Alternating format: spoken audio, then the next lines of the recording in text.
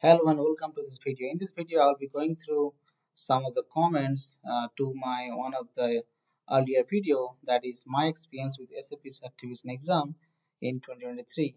So if you go to this video, you can have a common understanding like how an examination is performed and how, as a candidate, how can you take the exam. So those informations are covered in this video.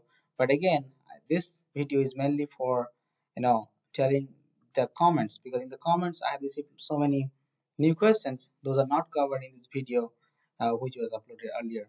So it's very good to know that you see the previous video as well as listen to the end about all the questions. It will be really good understanding about all the questions or doubts that can be cleared. So the first question I have here, do you get partial credit for multiple answer questions? Here, as of now, no, you cannot get credit for partial correction. If it is wrong, then wrong. Next question I will take, like, is it mandatory to have SAP Global Certification? So if I take as suppose if you are a SAP consultant, it is not mandatory that you need to have a certification in order to get a job, or if in order to continue in the job. But if you have a certification, it is always you will be a preferred candidate for any interview. Now coming to the next question, suppose we will take this question. uh, I want to ask, does the timing generated automatically or shown on the screen, or invigilator says about timing? Online exam was okay. So yeah, it's about the timing. It will be a timing will be written or will be shown on your screen as soon as the exam is started. Your timer will be there. So when the timer will be finished, either you submit it or it will be automatically submitted. Next question, I want to ask, in online mode, do you have exam supervisor? Yeah, that's correct. We will have a invigilator who will be looking at how what you're doing it, because your video has to be enabled all the time. And if you move out of the room, or if you just come out of the front side, then the invigilator will tell you don't move or don't go anywhere. It's a strict regulation, you cannot go anywhere. Next, how much does the certification cost? That's a very important question, and this cost obviously differs from subject to subject. But in general, if I tell you in US currency, around 500 USD. Now coming to this next one,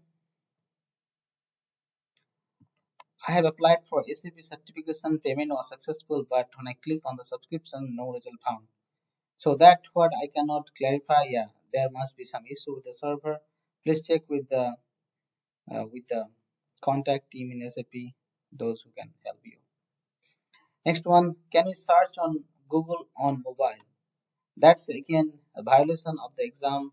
You cannot search on mobile. You have to keep your phone from and away from you, and invigilator will check. I mean, will ask you, do you have phone with you or not?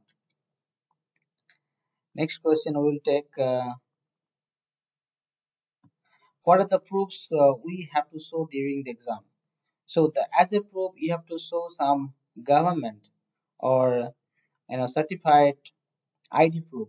Like it could be your driving license. It could be your any government voter card. Or if you're in India, it's called the other card. Or if you are outside of India, then any driving license or any uh, residence card can be fine. How can I apply or get global certification in SAP SD? So you need to check in the website of SAP. There you can obviously find the information about it. Next, very important question: if any internet issue happened during the exam or connection cut for 2 to 3 minutes, what will happen? Unfortunately, if this is the case, I think you may not get the time rebate here. the time will be always on once the timer is on. Next question, is there invigilator presence while you are giving exam? Yeah, as I said earlier, invigilator will be looking at you, and there will be a video should be enabled so that they can see you. So yes, they will be present. And next question I will take here. That's a very nice one. For this attempt, can you do from home or need to go center? I think previously, before Corona, uh, there was a, I think SAP used to provide, uh, there was not much, I think, work from, or so, I mean, examination from home. But now after Corona, uh, now people are more preferring to do from home. I believe still there are centers where people can go and give the exam, but mostly people are doing it from home. That's suitable, and you can choose your own time, because when you schedule the time, you can have a date schedule, time schedule, so you can choose whatever time schedule you want. You don't need to go anywhere. You don't need to go center. You can just do. It could be Saturday. It could be Sunday. It could be whatever schedule you find. You can choose. Yeah, is it 65% or 65% marks? Okay, as I asked, I think I shared in my video, the the the pass, this certification marks, is this 65 percentage. It's not 65 marks, it's a 65 percentage. The next question, I believe this is the last question I will take today. Can I get a job with the certification? Again, a certification is a value to your uh, to your you know to your interview, but it doesn't mean that you will get a job by this.